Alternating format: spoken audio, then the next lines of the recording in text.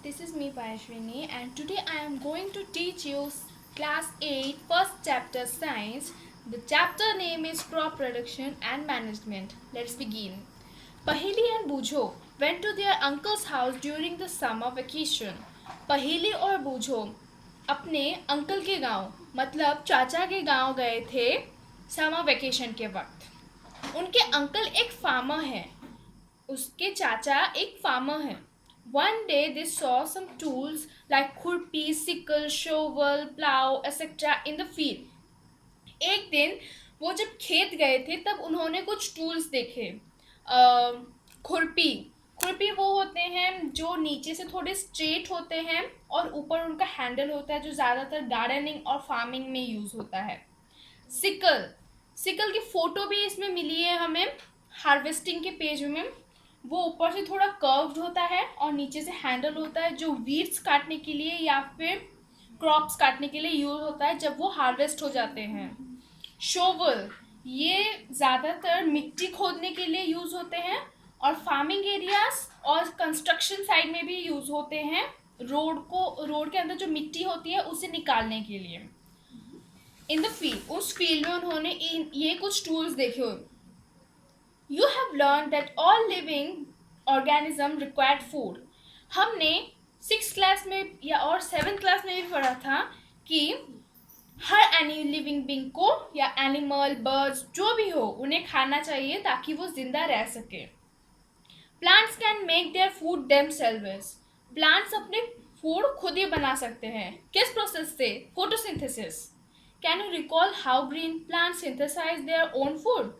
क्या तुम बता सकते हो कि वो ग्रीन प्लांट्स अपना खाना खुद कैसे बना सकते हैं? हमने इसे भी 6 और 7 में पढ़ा है। हम प्लांट्स अपना खाना फोटोसिंथेसिस प्रोसेस से बनाते हैं। Animals including humans can not make their own food. Animals और ह्यूमंस को छोड़ के और कोई भी वो अपना खुद का खाना नहीं बना सकते। So where do animals get their food from? तो एनिमल्स को कहाँ से मिलता है खाना? अभी हम आगे बढ़ते हैं। But first of all why do we have to eat food? लेकिन इससे पहले हम ये जानेंगे कि हमें खाना क्यों खाना चाहिए। You already know that energy from the food is utilized by organisms for carrying out their various body functions such as digestion, respiration and excretion. हम ये ऑलरेडी जान चुके हैं कि हमें एनर्जी फूड से ही मिलता है और उसी एनर्जी को ऑर्गेनिज्म अब्जॉर्व कर लेते हैं। किस लिए? डाइजेशन के लिए, रेस्पिरेशन के लिए, एक्सक्रिएशन के लिए। We get our food from plants और एनिमल्स और बोथ। हमें अपना खाना प्लांट से मिलता है या फिर एनिमल से मिलता है या फिर उन दोनों से ही मिलता है। In order to provide food for a large population, हमारे इंडिया में अगर 100% फूड बनता है तो उसमें से 40% वैसे ही वेस्ट हो जाता है क्योंकि हम उसे अगर ठीक से रखते नहीं है। तो हमें अगर बहुत ही लार्ज पॉपुलेशन फूड करना है तो हमें उसमें क्या क्या करना पड़ेगा अभी इसी टॉपिक में पढ़ेंगे। Regular production, proper management and distribution is necessary.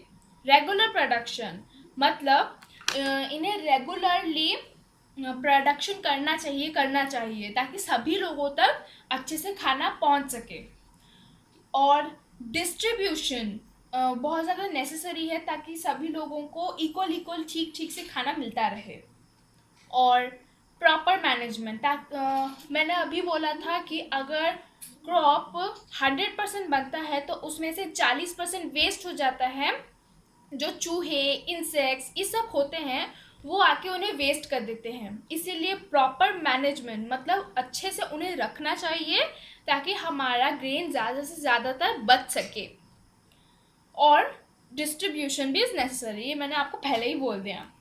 अब हम नेक्स्ट टॉपिक पढ़ेंगे एग्रीकल्चरल प्रैक्टिसेस। इधर एक ऑरेंज बॉक्स दिया है, पहले हम उसे पढ़ लेते हैं। Till 10,000 BCE, people were nomadic. They were wandering in groups from place to place in search of food and shelter. Till 10,000 BC, 10,000 before common era तक सभी लोग नोमैडिक थे। हमने 7th क्लास में पढ़ा है ट्राइब, नोमाड्स एंड सोसाइटीज हिस्ट्री में। तो 10,000 बिफोर कॉमन एरा तक सभी लोग नोमैडिक थे। वो बस ग्रुप में रहते और जगह से जगह जाते, किस किस तलाश में, खाने की तलाश में और शेल्टर मतलब घर की तलाश में।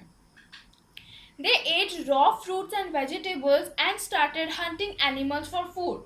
वो कच्चा सब्जी और फल खाने लगे और एनिमल्स को हंटिंग मतलब मारने लगे अपने खाने के लिए। Later, they could cultivate land and produce rice. और धीरे धीरे उन्होंने लैंड कल्टीवेट करना सीखा और चावल उगाने लगे। Wheat and other food crops, wheat मतलब गेहूं भी उगाने लगे और कुछ अदर क्रॉप्स भी वो बनाने लगे। दस वॉज बॉर्न एग्रीकल्चर, हमें उसी जगह से मिल गया हमारा क्या, agriculture. When plants of the same kind are cultivated at one place on a large scale is called crop.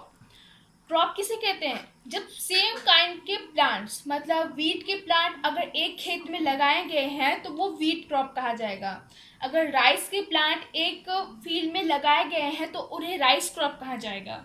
मतलब अगर एक तरह का सेम काइंड का प्लांट एक बहुत ही बड़े फील्ड में लगाया जाता है, वो भी लार्ज स्केल में मतलब बहुत सारे, तो हम उन्हें क्या कहेंगे, क्रॉप्स कहेंगे।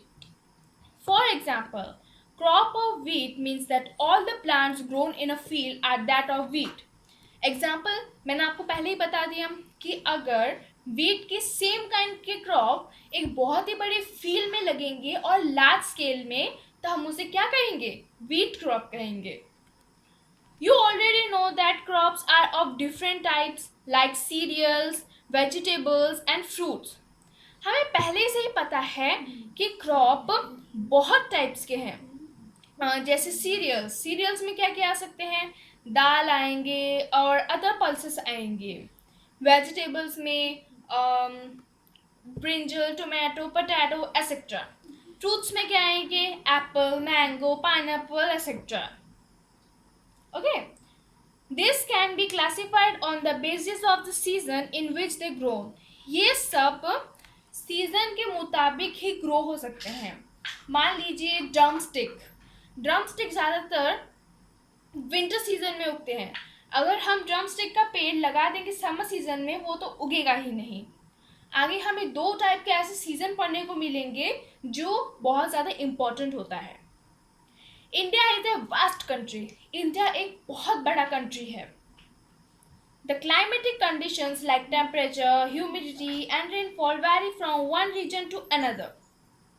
जो क्लाइमेटिक कंडीशंस हैं वो टेम्परेचर, ह्यूमिडिटी एंड रेनफॉल हर जगह में अलग अलग हैं। जैसे नॉर्थ ईस्ट साइड में रेनफॉल, साउथ साइड में वहाँ पे भी ज़्यादा रेनफॉल, ह्यूमिडिटी, और वेस्ट साइड में हमें ज़्यादातर कौन सा सीज़न मिलेगा, ज़्यादातर टेम्परेचर वाले सीजन्स मिलेंगे। महाराष्ट्र, गुजरात साइड में ज़्यादातर हमें हॉट क्लाइमेट मिलेंगे और ऊपर साइड में ज़्यादातर कोल्ड क्लाइमेट्स मिलेंगे। Accordingly there is a rich variety of crops grown in different parts of the country. हमें ज़्यादातर कुछ बहुत सारे different parts of the country जहाँ पे अलग अलग क्रॉप्स उगाए जाते हैं। अभी तक हम बस इतना ही पढ़ेंगे, ये पार्ट 1 था, आप ज़रूर पार्ट 2 भी देखिए।